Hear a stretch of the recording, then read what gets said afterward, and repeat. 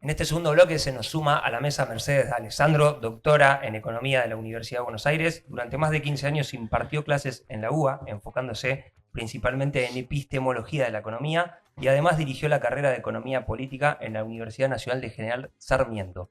Bienvenida, Mercedes, a la mesa de Paritarias Libres. ¿Qué tal? ¿Cómo están? ¿Todo bien? ¿Todo bien? Bueno, nos alegramos mucho que estés acá. La verdad que te damos la bienvenida a esta mesa. No te vamos a hacer discutir el salario. El solo Paritarias Libres es un homenaje a Bueno, es simbólico. Podrías. Depende del salario de quién. Bueno, no lo digas mucho porque acá por ahí se prenden, pero sí lo que vamos a discutir, porque lo hacemos en todos los programas, es sobre la economía actual del gobierno de Milei. Y más que nada, algo que venimos estudiando y tratando de debatir con Axel es cuánto le sirve al pueblo argentino, al trabajador y a la trabajadora que nos están mirando del otro lado, el préstamo del FMI que le va a otorgar el FMI a este gobierno. Bueno, empezamos con todas, digamos, Con todas, ¿no? sí. Bueno, ahora para recapitular un poco, ¿no? En estos días, hace poquito, Milei mandó un DNU al Congreso de la Nación que decía que iba a arrancar una negociación con el Fondo Monetario Internacional, que estaban próximos a firmar un acuerdo, pero no dijo de qué se trataba el acuerdo de ese DNU, ¿no? Y digo esto porque a veces pareciera que son cosas que pasan ahí, burocracias, pero en general cuando se firma un acuerdo con el Fondo Monetario Internacional, vos tenés, por ejemplo, cuánta guita te van a dar.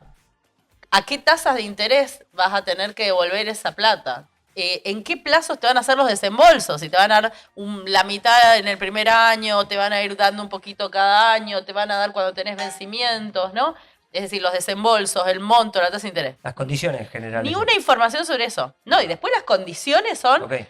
en qué condiciones yo te presto la plata. Por ejemplo, te presto si vos vas a una acumulación de reservas de tantos miles de millones de dólares, si vos mantenés la inflación en tales parámetros, si vos aplicás políticas de austeridad, nosotros le llamamos ajuste, ¿no? Si vos realizás determinadas reformas estructurales, como le llama el FMI, previsional, tributaria, laboral, bueno, todo eso no está en ninguna parte de ese DNU que Milei publica en el boletín oficial y que luego se refrenda en el Congreso. Quiere decir que el Congreso de la Nación aprobó hoy un negociar y no sabemos ninguna de las cosas, ni los montos, ni las tasas, ni los plazos, ni las condiciones, ni los compromisos que va a tomar nuestro país con el FMI. Y hoy estamos todavía en esa situación, ¿sí? En estos días hubo una reunión del directorio del Fondo Monetario Internacional. El directorio es un conjunto de representantes de distintos países. Argentina tiene un representante, se llama Leonardo Matcur, no sé si les suena. Era el jefe de asesores de Sergio Massa, cuando Massa era ministro de Economía en el último gobierno. Reemplazó a Sergio Chodos, que era el anterior representante del FMI. Bueno, él es uno de los que tiene que convencer a los demás que este acuerdo se firme. En ese directorio, en teoría, se estuvo hablando de esto, pero salió un comunicado del FMI, de esos clásicos del comunicado de estamos trabajando de manera muy constructiva, seguimos adelante en las negociaciones, ¿no? Que es como una cosa formalidad. medio, sí, como No una nos formalidad. olvidamos de Cuando ustedes. uno pone salud, De lo tuyo no me olvidé. saludos cordiales, ¿no? Sí. Saludos cordiales, es eso. Entonces, estamos hoy en esa situación. Ante eso hay una serie de rumores, ¿no? Los rumores son desde el monto, que salió la semana pasada, una nota en Bloomberg de Jorgelina do Rosario, que es una periodista argentina que ahora está en Inglaterra, ella está ahí, y ella escribe la nota diciendo que serían 20.000 millones de dólares. Otra vez, no sabemos si eso es plata fresca, como se le suele decir, o es para refinanciar los vencimientos que en los próximos 4 años son más o menos 15.000 millones de dólares. Pero para ir pensando, ya el ir al FMI, ¿era necesario? ¿Es necesario? Porque una cosa es qué condiciones, no lo sabemos y demás, pero la decisión de ir al FMI ya está. Con Bueno, el DNU ya se manifiesta. Argentina tiene 22 acuerdos firmados con el Fondo Monetario Internacional. El último es el que firmó Martín Guzmán con Alberto Fernández. Claro. En el 2022. Ese acuerdo era una refinanciación del acuerdo que toma Mauricio Macri en el 2018, que es el que nos trajo hasta todo este bolonqui, ¿no? Mauricio Macri pide un préstamo que es el más grande de la historia del Fondo Monetario Internacional. es un préstamo que equivale a 1001% la cuota que Argentina tenía prevista que le presten. O sea, es como vos como miembro aportás, ¿no? Y en función de lo que vos aportás también tenés una cuota de representación. Bueno, es como que te deberían prestar en función de esa cuota. 1001% de la cuota es lo que el fondo le presta a Argentina, o sea, es una cosa bastante extraordinaria, ¿no? Argentina tiene el 28% de la cartera crediticia del FMI, le sigue Ucrania, país que está en guerra, en conflicto bélico hace 4 años, ¿no? 5. Digo, para que nos demos la magnitud. Entonces, digo, en ese contexto, el año pasado vence el acuerdo con el Fondo Monetario Internacional, termina lo que se había firmado en el 2022, y ahí es opcional, por decirlo, ir al FMI o no. ¿Es opcional en qué sentido? Vos le debes plata. Hoy le debemos 41.000 y pico de millones de dólares al FMI. Bueno, vos le tenés que pagar. El esquema que firmó Guzmán Alberto Fernández este año tiene pocos vencimientos, solamente intereses. El año que viene, el 2026, sí se acumula una montaña bastante grande de dinero. Tendría más sentido apuntar al año que viene en términos estrictamente pensando del acuerdo con el FMI, hacer algo con más tiempo, pensarlo de una manera, no sé, un poco más sostenible en largo plazo. Pero lo que tiene el gobierno es que hoy ya se quemó el repo que pidió Caputo a principio de año, no sé si se acuerdan, que era un préstamo medio extraordinario para mantener las divisas. Lleva quemados 1.300 millones de dólares en 15 días más o menos, que es para sostener este dólar planchado que favorece la inflación también planchada. Es decir, el esquema que es el contrato electoral de Milei, ¿no? Tener una baja inflación se sostiene con un dólar bajo. Ahora, ese dólar bajo es un artificio, porque si el mercado fluyera, como nos enseñó la Libertad Avanza, que debe fluir, ese dólar ya hubiese crecido. ¿Por qué evaluó Brasil? ¿Por qué evaluó Estados Unidos? ¿Por qué bajaron las tasas de interés? Por una cuestión también natural de la productividad argentina, debería haber subido. Bueno, se mantiene bajo porque el Banco Central interviene. ¿Qué significa el Banco Central interviene? Es como, no sé, cuando hay mucha demanda de una cosa, en este caso dólares, su precio sube. Entonces vos para bajar el precio lo que haces es ofrecer más cosas, ¿no? Haces que no sea tan escaso. Bueno, eso es el Banco Central. Pone dólares en circulación para que su precio se mantenga. Bueno, ¿y esos dólares dónde los saca el Banco esos Central? dólares, por eso decía, uno fueron un repo, un préstamo que Otro tomó préstamo. en su momento, muchos dólares vinieron, ¿se acuerdan del blanqueo que Blanqueo. fue el año pasado? Sí. Otros dólares vienen del dólar blend que le da al campo para que liquide, ¿no? Es decir, lo que está haciendo es de alguna manera quemando dólares que fue consiguiendo Caputo con distintas artimañas para sostener ese tipo de cambio. Y eso de alguna manera es lo que les pone un poco de presión de ir a buscar plata en el FMI para sostener ese dólar más planchado. De todos modos, el FMI no quiere un dólar tan bajo. Ese es uno de los temas que está en discusión. Sí, hay dos temas grandes en discusión. En las políticas de austeridad no están en discusión. El gobierno de Milei va mucho más a fondo que lo que pide el Fondo Monetario Internacional. Es decir, el Fondo Monetario no te pide tanto Milei. Y sin embargo, Milei ahí con el acelerador a fondo. Milei es peor que el fondo. Es peor, lo corre por derecha al fondo. Lo Muy que bueno. lo que sí está en juego es el cepo, es decir, el control de capitales y el tipo de cambio. Entonces, ahí está el juego. Otro de los rumores estos días era que iba a haber bandas de flotación. ¿Qué significa banda de flotación? Hoy ustedes habrán escuchado 40 veces que hay crawling peg, ¿no? ¿Qué es el crawling peg? El crawling peg es como una devaluación que al principio era 2% mensual, ahora es 1%. Quiere decir que vos sabés cuál va a ser el precio del dólar mes a mes. Vos lo tenés en claro. Eso es muy bueno para quien tiene plata y quiere hacer negocios porque dice, bueno, este plazo fijo, este bono, esta acción me paga más de 2%, ya todo gané, ¿no? Entonces, si yo sé que va a ser 2%, 1%, cualquier cosa que encuentre que me dé más de 1, más de 2%, depende del momento, me hace ganar plata cuando estoy especulando. Ahora, si ellos desarman esto del crawling peg y lo que hacen, entran en banda de flotación, va a ser un poquito más complicado. ¿Qué significa una banda de flotación? Que vos te pones un precio máximo que puede tener el dólar y un precio mínimo que puede tener el dólar. Supongamos, ¿no? Esto no le estoy diciendo a nadie que compre dólares a los precios que voy a tirar. Acá no se recomienda nada. No recomendamos nada. Supongamos que está la tasa, la banda de flotación de arriba 1.300 pesos y la banda de flotación de abajo está en 1.250. Suponte, ¿no? Quiere decir que si el dólar sale de 1.300, el Banco Central, ¿qué va a hacer? Vender dólares para que baje. ¿Sí? Para que baje. Si el dólar baja a 1.250, ¿qué va a hacer el Banco Central? Va a comprar dólares para que suba. ¿Sí? Bien. Si está entre 1.250 y 1.300, no va a hacer nada. Y eso también es como decirte cómo va a ser el esquema cambiario. Ahora, lo que todos dicen es, ya se hizo.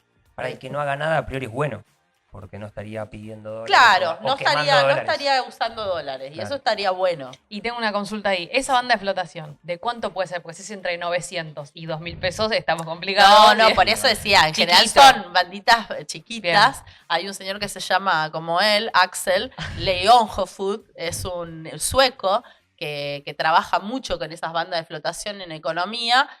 Y lo usa también para hablar de políticas fiscales, es decir, cuando el PBI se mueve por esta banda o por esta banda, yo hago política expansiva, no expansiva. El concepto de banda de flotación en economía se utiliza bastante como para mechar un poco de mundo neoliberal, neoclásico, libertario, el mercado como régimen de todo e intervención, ¿no? Entonces yo lo que digo es, mientras nada me molesta porque están los parámetros que yo me planteé, el libre mercado hace su juego. Donde nos salimos de esos parámetros, ya sea en la banda de flotación o en los parámetros de PBI, el Estado, en este caso el Banco Central, tiene que intervenir de alguna manera. Las críticas, estoy haciendo tipo clase de economía, ¿no? pero Porque yo te quería- Sí. pero te me quería parece preguntar- bien importante, porque después Sí. hablamos de cosas Bueno. que no sabemos, repetimos. Yo te quería ¿no? preguntar de dos cosas, porque en mi cabeza hay flujos de dólares. Yo estoy viendo. Cuando vos decís interviene, ¿y dónde los hace circular? ¿Dónde los pone el Banco Central? El Banco Central tiene muchas maneras, tiene bonos, tiene letras del tesoro, o sea, es decir, podés ofrecer, por ejemplo, Se le ofrece a la población dólares, de algunas maneras. vía los bancos. Vía los bancos. Vía los bancos, claro, vía los bancos y vía distintos instrumentos. Entonces, Bien. como te decía, vos con la tasa de interés también estás dando una referencia. Si vos subís la tasa de interés de los depósitos bancarios, vos le estás diciendo a la gente, che, guardá tu plata en el banco, ¿no? Ok. Te conviene tener la plata en el banco, no en la mano. La tasa de interés de eso debería ser algo que te pague la inflación, por ejemplo, ¿no? Eso no pasó hace rato, pero digo, Claro. tiene distintos instrumentos el Banco Central por los cuales puede tentar de alguna manera a la gente que se desprenda de sus dólares o que los tengan frente. Y eso también tiene que ver con la confianza que te tienen a vos como actor de la política monetaria en este caso. Si vos no generás confianza, por más que digas lo que digas, este gobierno tiene confianza. O sea, este gobierno tiene confianza, por lo menos por ahora, le vienen creyendo, vienen resultándole sus políticas. Ahora lo que pasó estas últimas semanas es que todo el mundo está especulando con que se viene un acuerdo con el FMI, que hay una alta probabilidad o de devaluación o de salirte del closing peg, entonces de que no va a ser 1 o 2, y entonces muchos están, que se dice, desarmando posiciones. Es decir, el que estaba, no sé, en un bono, o estaba con un plazo fijo, o estaba con algún activo en pesos que le rendía más de 2%, como decíamos, más de 1%, estos días dijo, bueno, quizás me conviene comprar dólares, o por lo menos la mitad de los pesos que tengo me voy a dólares, los otros sigo viendo si gano un poquito más, pero esto ya me lo aseguro y guardo a dólares. Eso se vio bastante. Por eso es que tuvo que salir a vender el Banco Central, porque mucha gente empezó a desarmar sus posiciones en peso y pasarse al dólar de nuevo, ¿no? Claro. Como una cosa además de confianza. ¿Y viste en este tiempo que el gobierno logró mantener planchado el dólar y la inflación, que en la micro suceden cosas? Digo, el comerciante se estoquea más, hay más trabajo, digo, se empieza a Bueno, restabilizar. eso es el gran logro que tiene el gobierno de Javier Milei, ¿no? De habernos desfasado y puesto a mirar un mundo financiero del que participa una pequeña porción de la población y el mundo de la economía real, digamos, que es el que participamos todos y todas mayoritariamente. Entonces, cuando hay muchos, viste, que yo me peleo mucho con colegas que dicen, bueno, pero Milei ordenó la macro. Bueno, no sé a qué están mirando cuando miran la macro. Para mí lo único que pueden mirar es la macro financiera, esto que digo, ¿no?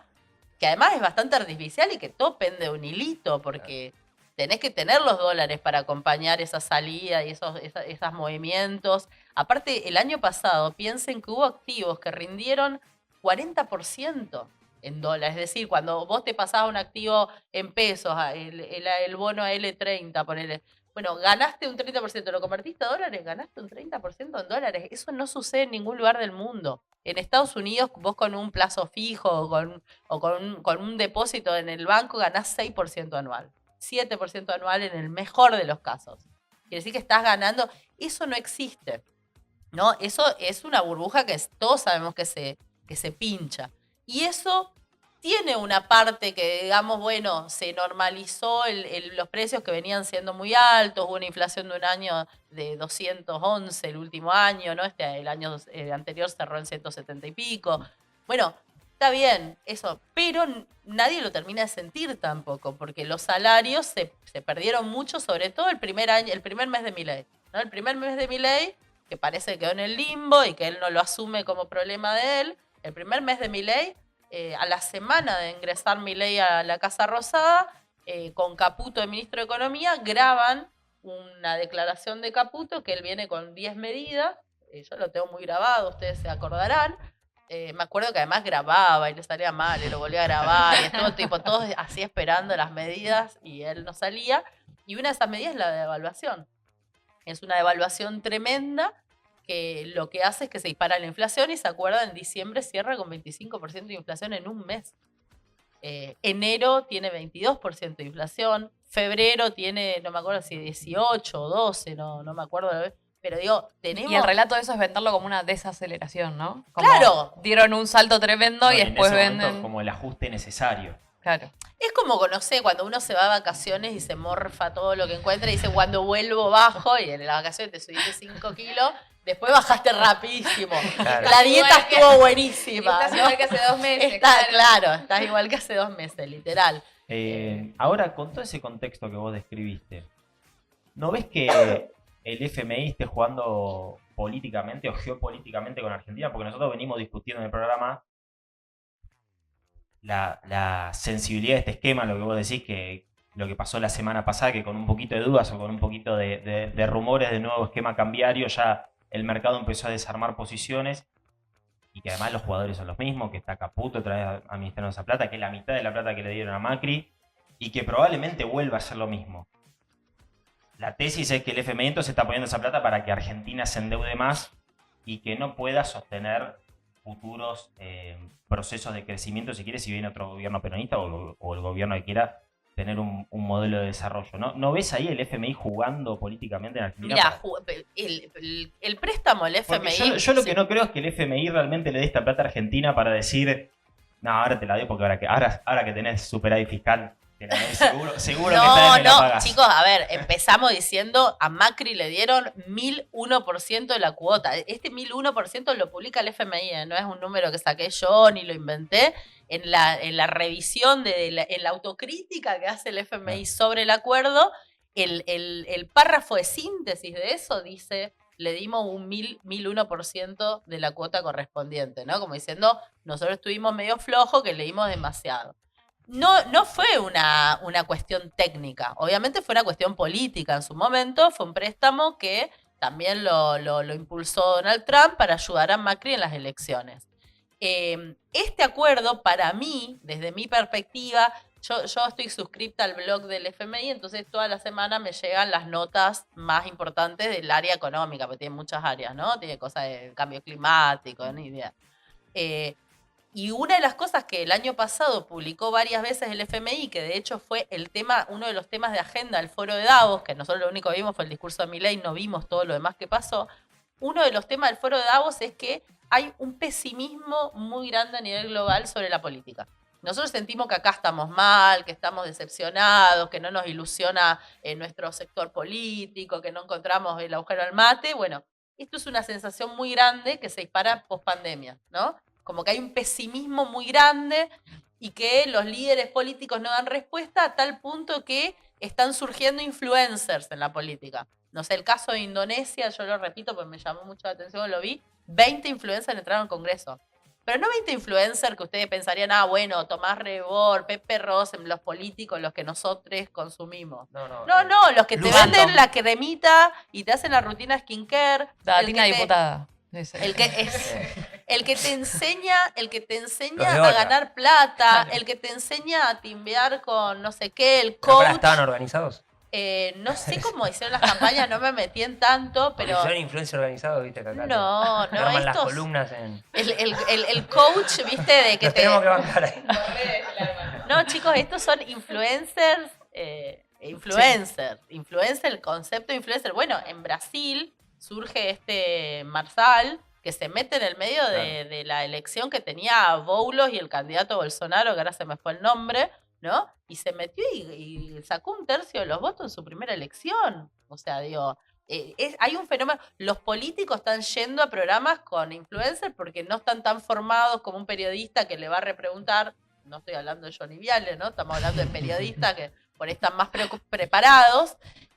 Y hay todo un fenómeno ese, ¿no? Pero digo, hay un pesimismo mundial con la política y ese era uno de los temas del Foro de Davos. Pero además, el FMI tiene una publicación que muestra que ellos estuvieron estudiando los discursos políticos y económicos de los últimos 70, desde los 70 en adelante, y ellos encuentran que la mayor parte de los líderes políticos de izquierda y de derecha son de expansión del gasto, ¿no? Quieren gastar plata.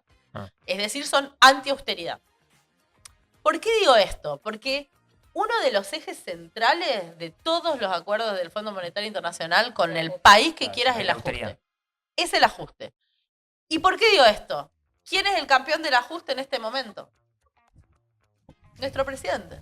Nuestro presidente es el que hizo el ajuste más grande de la historia de la humanidad, que no sé qué. Y él tiene buenos resultados para mostrar. Como símbolo. Tiene buenos resultados para mostrar. ¿Por qué? Porque no tiene toda la gente en la calle, porque no tiene todo cortado y todo parado, porque no aumentó tanto el desempleo. Si nosotros miramos los datos de desempleo, no aumentó tanto el desempleo. Siempre se precarizó y se informalizó de maneras tremendas, que lo vamos a ir viendo para adelante.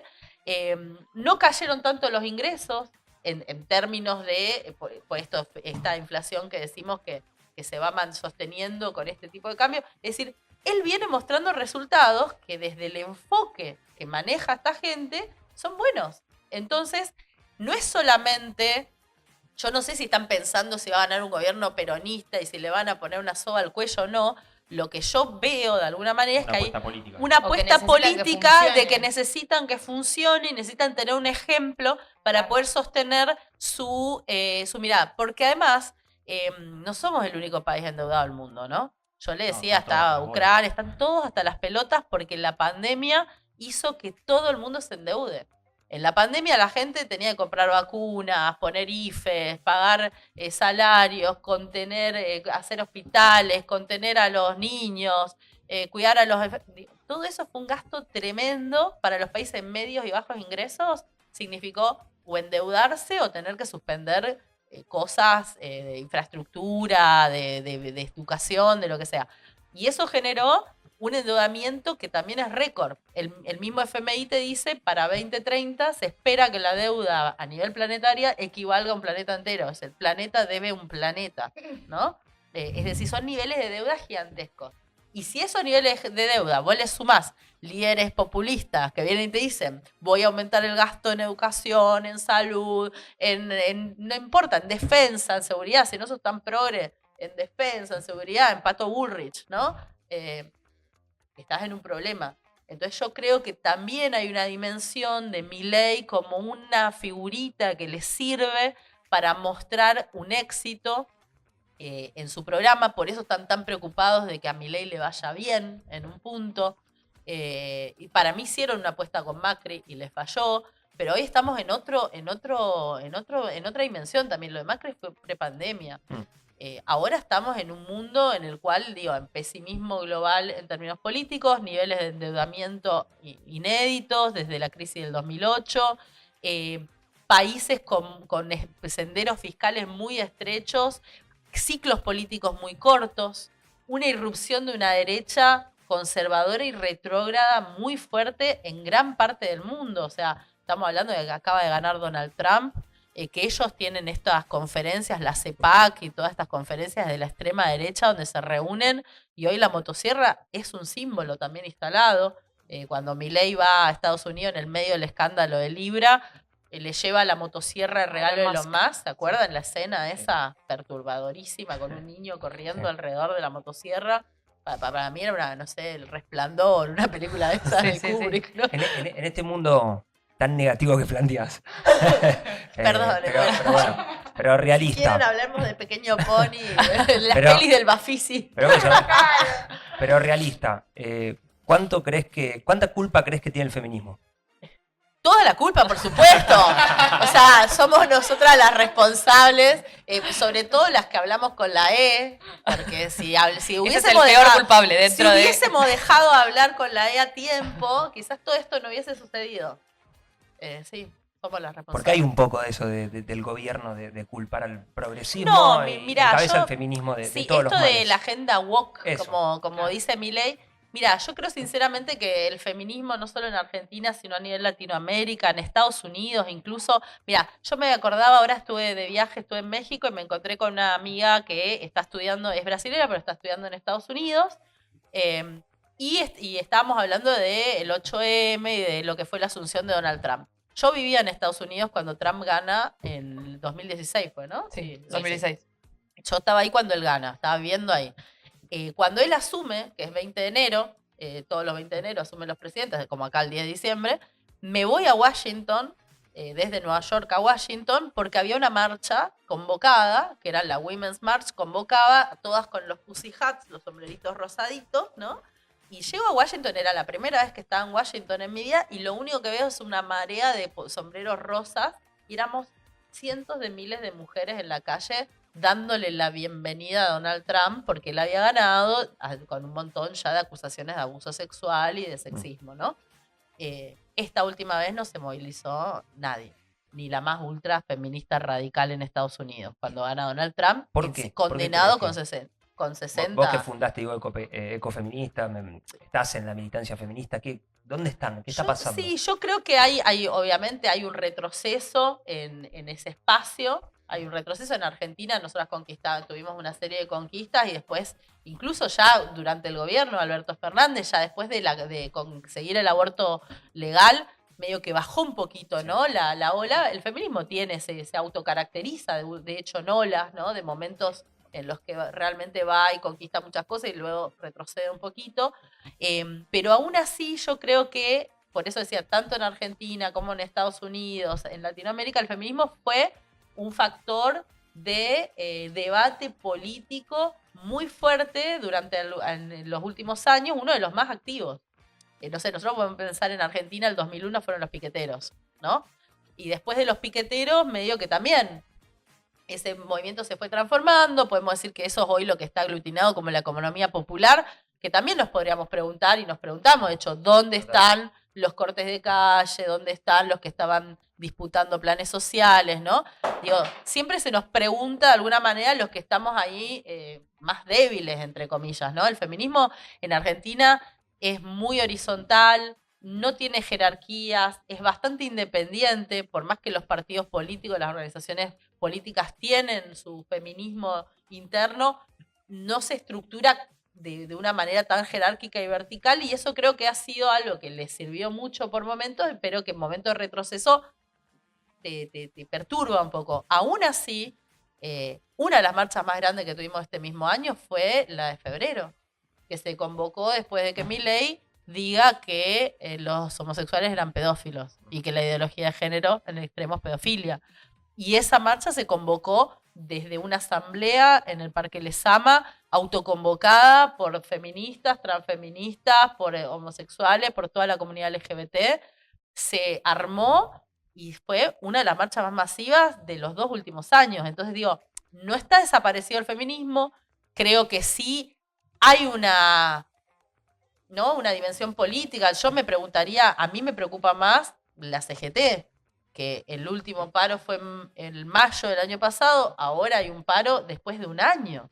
Y ese sí es un movimiento que tiene una historia muy grande, estructurado, coordinado, en donde participan los sindicatos más representativos de todo nuestro país, donde hay organización y fuerzas, digo, en ese sentido, digo, creo que hay la mayor parte de los actores políticos relevantes están un poco perdidos, sin Total. brújula, ¿no? No es solamente el feminismo.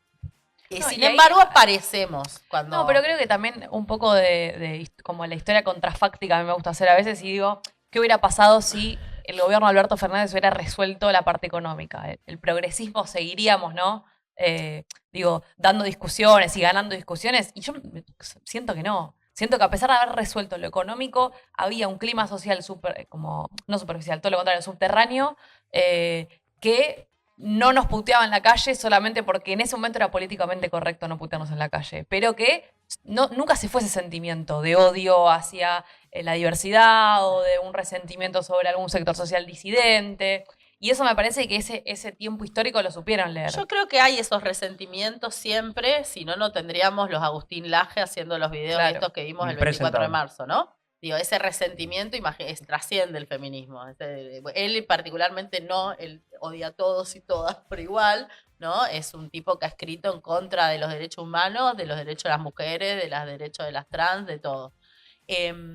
Pero sí creo que hay algo de eso que vos decís, de un resentimiento, pero eso hubo en todos los momentos, siempre hay una resistencia. La cuestión es por qué con las mujeres. Por eso yo decía, yo creo que uno de los movimientos más fuertes de los últimos años han sido los movimientos feministas, y por eso, y como hay ese resentimiento y esa incomodidad, entonces es fácil también ponernos como enemigas, ¿no? Porque además también como no tenemos esa espalda y de hecho nos ponen de enemiga a la derecha y al toque algunos de nuestros compañeros también nos miran como, lo habrás hecho, tenías la pollerita muy corta, vuelve, ¿no? Entonces digo, somos un enemigo fácil en ese sentido. Y yo te digo, he tenido un montón de discusiones con compañeros, compañeras, ¿no? Incluso tenemos que, hay veces que, yo en eso soy muy flexible, pero no sé, por decirte, hay veces que no podemos hablar de violencia de género, tenemos que hablar de violencia familiar. Bueno, hablemos de violencia familiar. Después vamos a notar que es violencia de género, porque la mayoría es ejercida por los varones, ¿no? Pero digo, hay algunas cosas que tenemos que flexibilizar, digo, de no atajarnos y agarrarnos y no todo tenemos que rever, porque tiene que ver con los tiempos que corren, pero al mismo tiempo creo que hay un disco, un libro de Nancy Fraser que habla justamente de esto que vos mencionás, ¿no? Si es la cuestión del reconocimiento o la redistribución, ¿no? Es decir, ella está hablando en Estados Unidos, dice, bueno, cuando hay muchas batallas y victorias con el reconocimiento identitario, ¿no? La posibilidad de decir soy trans, soy lesbiana, poder tener un trabajo sin que te discriminen, tener libertad de casarte como en la Argentina, en la ley de identidad de género, bueno, todos esos reconocimientos son importantes porque hay muchas personas que, si no, sufren la violencia física, la discriminación, la marginación, no la atienden en el esquema de salud, no la dejan ir a la escuela o en la universidad. Eso es importante, pero también están las políticas de redistribución, ¿no? Las mujeres ganamos menos, tenemos menos riqueza, menos propiedades, hacemos más tareas domésticas y de cuidado no remunerados. Eso también es importante, en esto que vos decías, ¿no? Esa batalla redistributiva no la ganamos ni las mujeres ni los trabajadores en general durante el último gobierno, lamentablemente, en un gobierno peronista. Y yo creo que ahí sí se desgastaron muchas consignas, ¿no? La consigna de la justicia social, si no viene de la mano de algo que vos puedas decir esto es justicia social, se te desfigura, se te Sí, si no lo desintegra. palpa, no se palpa en la realidad, es complejo. Es interesante lo que decís de esto de empezar a repensarse en la historia, que es avances y retrocesos en los movimientos políticos. Nosotros somos militantes de la Confederación General del Trabajo, del sindicato, como ya sabés, de UPCN. Imagínate que hoy los trabajadores estatales no Totalmente, la están pasando sí. bien, son el chivo expiatorio del ajuste. Imagínate trabajadoras estatales cómo la están pasando.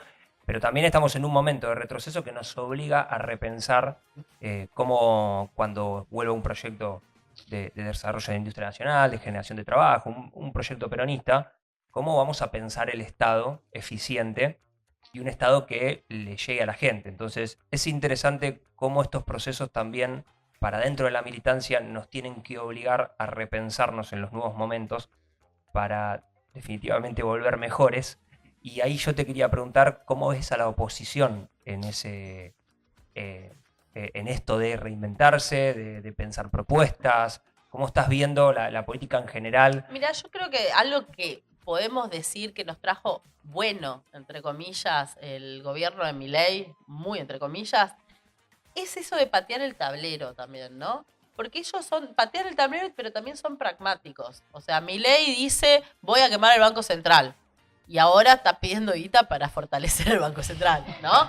Milei dice, quiero el libre mercado, pero tiene un control de capitales, pues si no, se le va el dólar a cualquier lado. Milei, ¿no? Pero de alguna manera planteó un discurso de la dirección que él quiere tomar. Él dice, yo no abandoné este rumbo, ni abandoné esta dirección, solo que, bueno, tengo que llegar hasta ahí y en la práctica no es lo mismo que... Todo eso, fíjense que él dijo voy a ajustar, usó todas las palabras que están penalizadas en nuestro lenguaje, dijo no hay plata, dijo no... Digo, entonces, en ese sentido creo que también hay que animarse a decir las cosas, ¿no? A decir lo que uno piensa. Yo dije recién, bueno, ¿dónde está la CGT? Vos decías, ¿dónde están los feministas? Yo te digo, ¿dónde está la CGT? Pero no por chicana, sino para decir, tenemos un montón de movimientos que estamos medio desorientados y no sabemos muy bien por dónde ir. El tema es que la política no esté a la altura y volvamos con lo mismo. Por eso digo, a mí veníamos hablando con los chicos cuando me buscaron para venir para acá. Yo les decía, yo no estoy muy entusiasmada con las elecciones que se vienen. Porque las elecciones que se vienen, lo único que yo veo son peleas de dirigencia por quién pone a quién y en dónde.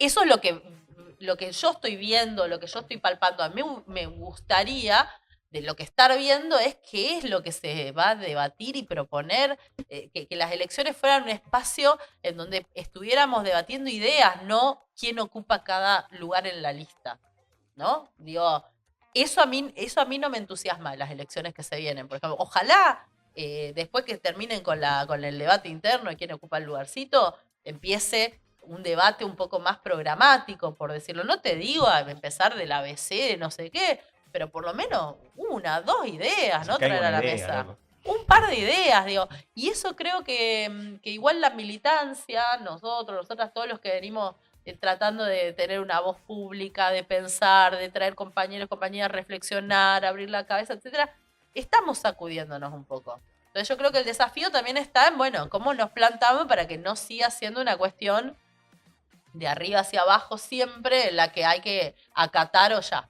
¿no? No, tenemos que buscar la manera también de romper un poquito esas cosas.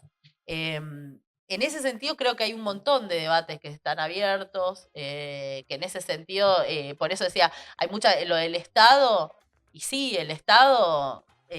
pero no es en abstracto también, ¿no? El Estado, ¿por qué estaba tan grande también? Porque hubo una pandemia de por medio. Y en la pandemia el Estado creció. El Estado creció porque tuvo que salir a contener y hacer un montón de cosas.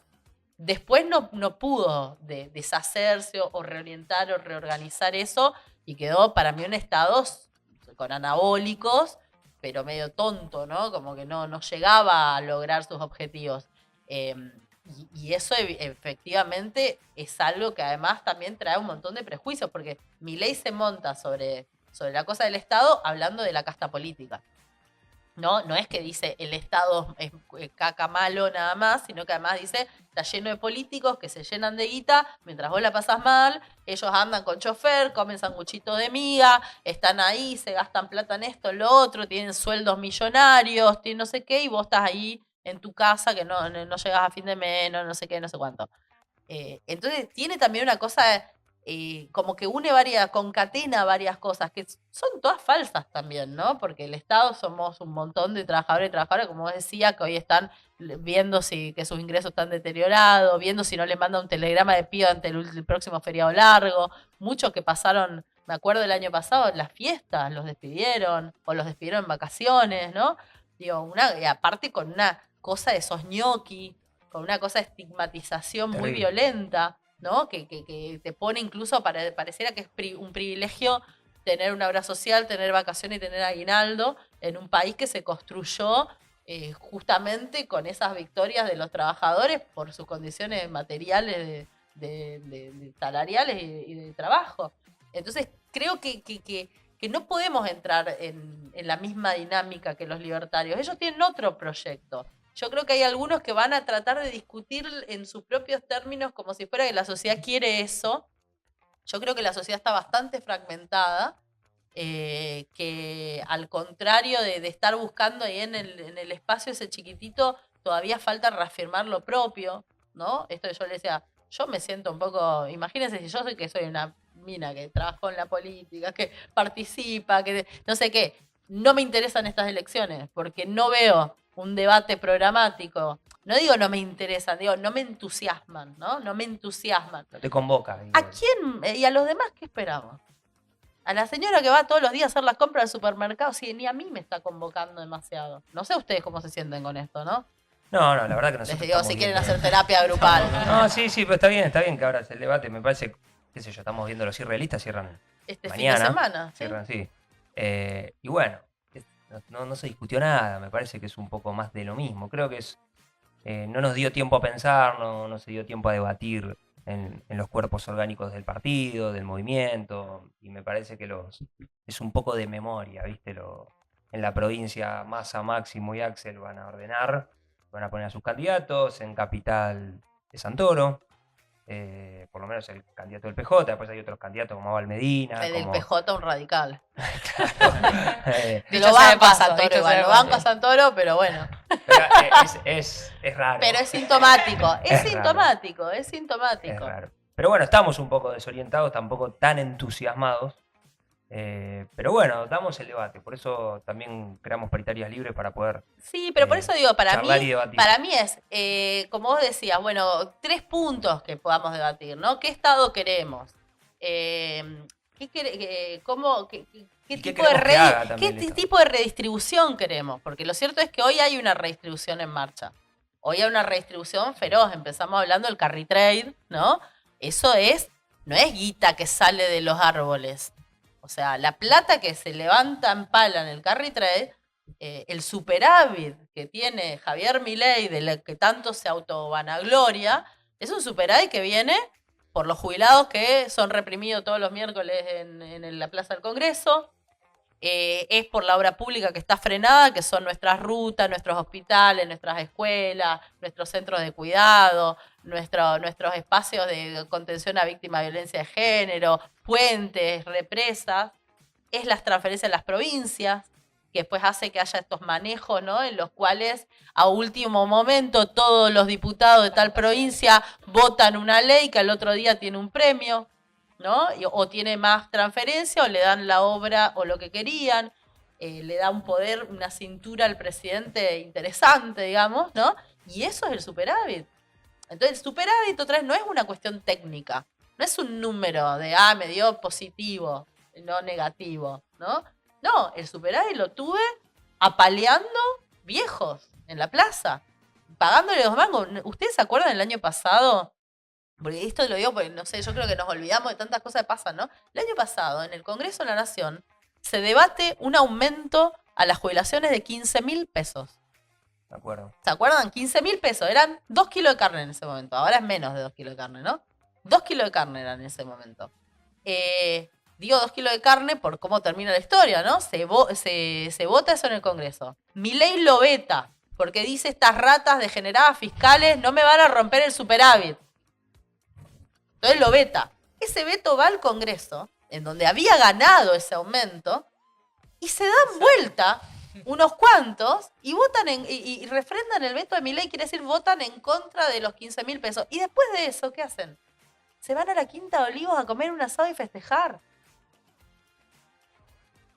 Sí, es obsceno, es obsceno. Es obsceno. Digo, Y ahí tengo una nos consulta. olvidamos de esas Sí, cosas. sí. Sí, se instaló. Sí, estoy un poco triste. Estoy en contra, pero voto a favor. Sí. Se instaló eso. Estoy en contra, pero voto a favor. Y ahí me pasa algo que medio que me obsesiona, que es 2027. Nos ponemos de acuerdo, decimos estos son los 3 puntos, el Estado tiene que ser así, la economía tiene que ser así, con el FMI hacemos esto.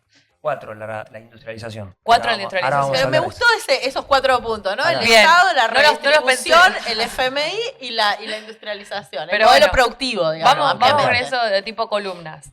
¿En qué estado llegamos al 2027? O Ay. sea, ¿cómo hacemos para...? Porque digo, no llegamos... Si nos costó en 2019 levantar un poco que juicio veníamos político. Claro, bueno. Pero con los números, ¿cómo hacemos? Porque yo digo, si este nivel de degradación del tejido social continúa, la pérdida del poder adquisitivo, incluso también las cuestiones, las relaciones personales, la violencia que hay en las calles y demás, me preocupa un poco que nos ponemos de acuerdo y no nos da el cuero para soportar el clima social que haya.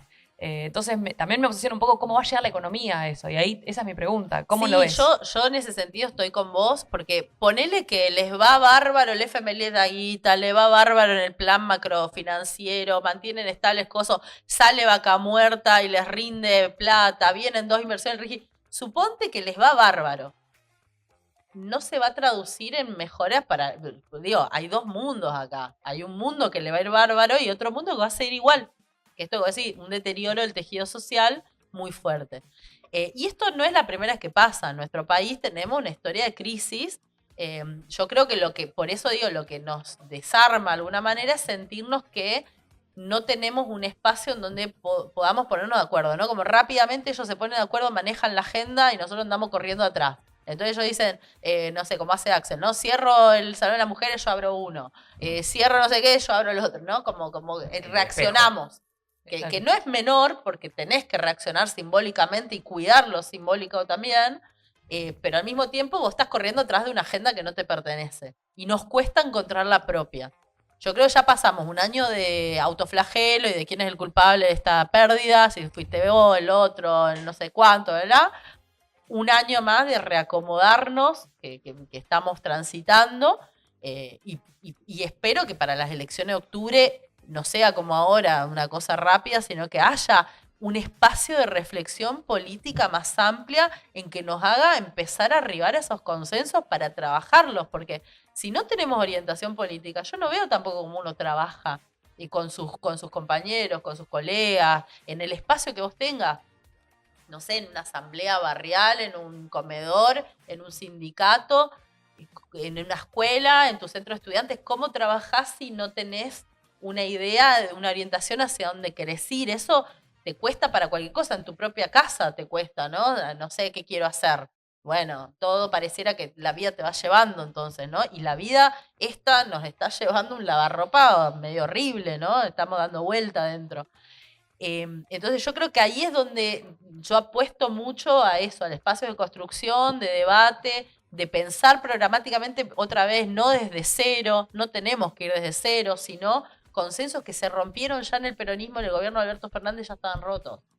Digo, ya estaban rotos, por ejemplo, con lo redistributivo. A mí me han dicho anti-industrialista, anti-desarrollo muchas veces por decir que está mal que Galperín se lleve subsidio del Estado. Y para mí está mal que Galperín se lleve, pero no en cualquier momento del tiempo. Está mal que se lo lleve en pandemia. Está mal que se lo lleve ahora cuando la pobreza subió en los primeros meses de Milei a niveles catastróficos. ¿Cómo le vas a estar dando a un tipo que es el más rico de la Argentina, el más rico de Latinoamérica, su empresa cotiza en bolsa 200 millones de dólares cuando no tenés esa guita para dársela a los comedores populares? O sea, y para aumentar el salario de nadie ni contratar 3 tipos más, digo, esas cosas no son no es que, y encima Galperín va y te invierte en México después, ¿no? Claro. O sea, digo, Sí.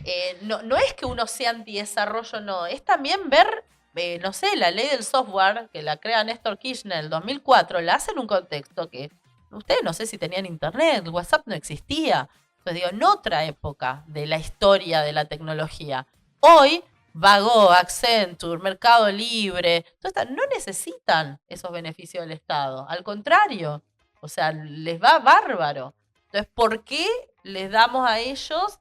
Digo, ese tipo de cosas me parece que no están saldadas. Y en ese proceso no se acuerda un desembolso de las empresas al Estado, una inversión. Bueno, yo creo que una la última, Lo voy sacando de a poco, de última. la última batalla redistributiva que se peleó en el peronismo fue el impuesto a las grandes fortunas, la ley que llevó Máximo Kirchner al Congreso, fue la última batalla redistributiva. O sea, esa fue la última vez que vimos que alguien de nuestro lado, digamos, diga, quiero... Ahí está, vos lo tomás como una batalla, loco. Está bien, fue una batalla. Es una batalla. Hay modelos sí. en el mundo en donde el Estado y el empresario que crece al calor del Estado, después ese empresario devuelva algo. Mirá, Invierta. hay grupos de millonarios, por ejemplo, Soros, Bill Gates, todos esos tienen grupitos que dicen, cóbrennos más impuestos, nosotros ganamos demasiado, de verdad. Se van al foro de Davos y llevan, no te digo que ellos lleven banderitas, seguro contratan gente que les lleve la banderita, pero ellos tienen, por ejemplo, ellos son parte de un grupo de millonarios que piden mayores impuestos. Digo, eso por decir alianza, ¿no? No batalla. Después es muy difícil. No sé, ahora, por ejemplo, la presidencia del año pasado, Brasil fue presidente del G20, ¿no? El Brasil de Lula con Haddad de ministro de Economía. Uno de los proyectos que lograron meter en el G20 y lograron tener consenso en los 20 países, incluso el nuestro, fue el impuesto a los ricos. Hay un economista que se llama Gabriel Zuckman, que trabaja con Piketty, que se hizo famoso en su momento, que dice que con una tasa de un 1,5% sobre 3.000 personas, los más ricos del mundo son 3.000 personas, vos podrías hacer, y te da un listado de cosas maravillosas en términos redistributivos. Ahora, no puedes hacer un impuesto a las grandes fortunas en un solo país, porque te pasa lo que nos pasó a nosotros. Se mudan a Uruguay y entonces ya no te pagan el impuesto, ¿no? Porque digo, no tienen ganas. Ellos no sientan que le deben a nada a nadie. Marcos Galperín, esos subsidios que se llevan son aportes patronales y contribuciones a la seguridad social. Quiere decir que está desfinanciando la caja a los jubilados, que después él dice que son unas sanguijuelas que no aportaron nunca y que entonces los que no aportan desfinancian al que sí aportó y te enroscan en todas esas cosas cuando él está desfinanciando esa caja, pues no está pagando y el Estado lo está subsidiando, quiere decir, el Estado está sacando plata a otro lado para pagar lo que Galperín no paga y después te dicen que la culpa de la empleada doméstica que no aportó nunca porque sus patrones no la aportaron, porque no es una responsabilidad de ella, sino de la patronal. Entonces digo, es difícil que un rico megamillonario te quiera dar plata. Elon Musk, el mejor amigo de Trump y de Milley, es un tipo que tiene un ejército de lobistas para no pagar impuestos en todos los países donde trabaja. Jeff Bezos, que es el dueño de Amazon y de un montón de otras cosas, Bernie Sanders, cuando hace campaña en Estados Unidos para ganarle en la interna a Hillary Clinton, que la pierde y no sé qué, una de las ejes de campaña era que vos, cualquiera de nosotros, pagamos más impuestos que Jeff Bezos.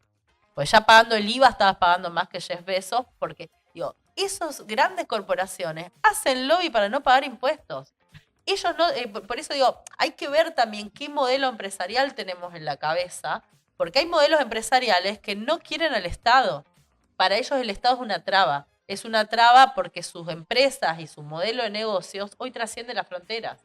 Entonces, cada estado que vos tenés que meterte, tenés que ver qué impuestos le vas a pagar, cómo contratás, no sé qué. Ustedes piensan que estas son transnacionales que viven conectadas, no sé, por la fibra óptica. Entonces, para ellos, los estados son un estorbo y son anti-estado. Y todo su lobby es anti-estado, anti-impuesto. Entonces, vos con ellos te vas a sentar a hablar de que te devuelvan no sé qué, del ingreso bruto de no sé dónde.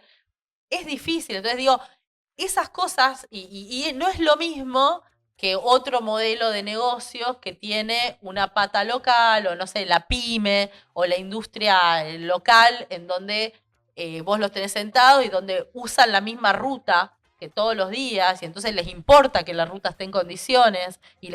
Digo, hay distinto, y esas cosas me parece que hay que empezar también a pensar cómo son esas élites de negocios, qué intereses tienen, a qué están jugando, ¿no? Porque digo, yo te puedo decir, sí, bárbaro sentarte con Elon Musk, pero Elon Musk está hoy en un cargo del Estado con Donald Trump jugando al grandes regulador, haciéndose el Sturzenegger, ¿no? Imitando nuestro ejemplo. Me da a pensar que los pueblos van a tener que construir organismos internacionales también que den como la batalla global sería, porque si ahora las empresas o el capital se globalizó y opera en los estados para poner sus propios presidentes y así estigmatizar al Estado, estigmatizar los movimientos sociales, los movimientos de los trabajadores organizados, bueno, en algún momento la lucha va a tener que ser Pero yo le decía coordinada y los global. influencers políticos, pero después de eso también están Siento que es David y Goliat. No, pero digo, para mí sí son temas que, para mí esos son temas del presente que se van a ir acelerando más. Hoy, no sé, por ejemplo, no sé, nosotros consumimos Instagram, TikTok, YouTube, X, ¿no? Todas las plataformas estas, y antes les llamábamos redes sociales. Ahora se empiezan a llamar plataformas laborales también, porque hoy casi todo el mundo trabaja a partir de una de estas redes sociales. Estos influencers que decíamos que te dicen, estoy haciendo la rutina skincare, entonces mientras hace la rutina skincare te cuenta lo que le pasó ayer, a dónde fue a comer, te pasa el chivo dónde comió, qué heladito se tomó también, qué marca es la cremita que está usando, ¿no? La ropita que tiene, quién se la dio, y el teatro, la obra de quién va a ver. Esa persona no lo hace de buena onda, lo hace por canje, o por guita, Claro. o por no sé cuánto. Ahí en mi libro, el de Motosierra y Confusión, pongo unos ejemplos de China, que ahí tienen hasta granjas de influencers, no sé qué. Hay un chabón que era un influencer que le pusieron de apodo Iron Lips, labios de acero, porque el chabón se probó 100 labiales en un vivo de Instagram y traccionó las ventas de labial de una manera tan grande que el dueño de Alibaba, que es el Amazon, el mercado libre chino, le dijo, yo lo quiero conocer a este tipo, ¿no? Y le pidió una entrevista a este influencer. Hay otra influencer que las ventas que traccionó en sus redes sociales equivalen a 1/3 de la facturación de Macy's. Macy's es una de las tiendas más importantes de Estados Unidos de ropa de lujo, de saldo y retazo de lujo. Una mina sola traccionó 500.000 millones de dólares de compra y venta. Digo, nosotros hay veces que decimos, a ver, ¿cuánto tengo 1000 followers? Digo, me entraron 5 nuevos, me Tengo 5 likearon 10, ¿no? No, Tengo no, 10 me chicos, gusta, acá soy hay famoso. Estuve bien. acá hay gente que Mi mamá, mi mueve, amiga. claro, acá hay gente que mueve guitas posta. Y nosotros y nos creemos eso- famosos. o sea, no, y eso también 300 trae mil, problemas, porque muchos de estos influencers tienen problemas. Por ejemplo, yo puse acá ejemplo de cosas, gente que te da medicamentos que no están tratados por nadie, ¿no? O que te hace, no sé, vos tenés que hacerte así en la carita y entonces manifestás que te va a venir la plata y vení pagame para hacerte así en la carita juntas y El vamos de tapping. viaje juntas, ¿no? y no hablemos de Digo, la precarización laboral. Que no esto- tienen ningún tipo de cobertura laboral ni de nada. Si a vos te estafan porque compraste algo en Instagram, andá arreglatelas porque no hay ninguna... Digo, por eso digo, son plataformas laborales puramente explotadas y precarizadas y sin embargo hay muchísimos y muchísimas trabajadores que están migrando hacia eso porque siempre que hablamos de plataformas laborales pensamos en Uber, en Rappi. Bueno, también está la compra y venta en estos espacios. Entonces digo, a qué estado vamos a llegar, también a qué mundo del trabajo vamos a llegar, ya que estamos hablando de paritarias libres, ¿no? A qué mundo del trabajo vamos a llegar, porque esta precarización de nuestra vida hoy está atravesada también por estas plataformas, por estas plataformas desreguladas y cuyos dueños buscan activamente la desregulación y cuyos dueños tienen a veces más poder que el presidente, cargo menor, ¿no? Que muchos países, no sé, Elon Musk o Jeff Bezos. El otro día cuando asume Trump, ¿te acuerdan la primera fila? Todo Sí, lo de todos. San Alman, Pichai, no sé, Sanda, y no sé, todos los de la inteligencia artificial. Todos los Eso privados. sumaba la guita de esos 5 y tenían más plata que todo el PBI latinoamericano, no sé, digo. ¿Entienden lo que digo? ¿Para qué tanta, hermano? Es mucha guita, es Sí. mucha guita. Entonces, cuando hablamos de impuestos a la grande fortuna, la gente se pone loca. En Argentina la pagaron 11.000 personas de los 47 millones. ¿Viste? Y yo a veces tuiteo algo de eso y sale uno que vos decís, vos, mi hermano, tenés 5 laburos, no llegás a fin de mes y no te va a tocar estás el impuesto a la defendiendo el grande derecho de- fortuna. Mercedes, ya tenemos que ir cerrando. Súper interesante. A todo eso no le sumaste el avance significativo a la inteligencia artificial, que también va a barrer con un Eso, montón de uf. trabajos. Yo Pero uso un bueno, montón. nos vamos, Me está reemplazando a mí misma la inteligencia artificial. nos vamos súper optimistas. Tristes, un poco. Bueno, antes- yo no quería. Después Me de... pasa toda Pero la mira, ahí semana, tenés no sé I Want cuándo. to Believe, ahí atrás. Ahí, y con Messi al lado, las Malvinas Argentinas, creo, el mapa ha dado vuelta. las últimas Tenemos algo. Las últimas 2 cosas. Después de esta entrevista, Mercedes de Alessandro, presidenta 2027. Bueno, dale. ¿Quién paga la deuda? Te llega la primera cuota de la deuda. ¿Quién paga la deuda? Yo haría un club de deudores juntando a los países que no van a poder dar respuesta a eso con deudas que son totalmente políticas como la que nos dieron a nosotras y que además a muchos países, peor que la Argentina, les ponen contra el paredón de comprar alimentos o pagar deuda, de invertir en infraestructura, pagar deuda. Milei decidió que esa es la salida. Yo creo que ningún presidente o presidenta argentina del campo popular y nacional tiene que tener esa salida, que la deuda nueva que tome de Milei tiene que ser considerada ilegítima. Porque no fue avalada por el Congreso, porque es un plan que él está haciendo solo y haciendo sus negocios y que está para sostener un modelo que no redistribuye, que no afecta a la población. Entonces, para mí ahí, club de deudores, hay grupos que están trabajando en eso. En Ecuador, por ejemplo, uno, no me sale el nombre ahora, Arauz, fue candidato a presidente en su momento. Él es uno de los que más mueve también. Hay un artículo del FMI que dice que hay que perseguir la fuga de capitales. Bueno, Argentina tiene un caso de fuga de capitales. Esa cuota que decíamos de 1001%. Digo, hay mucho para hacer ahí. Un país solo no puede, porque ya solo pagar los costos de los abogados se te va. Creo que eso es una cosa que hay que empezar a construir.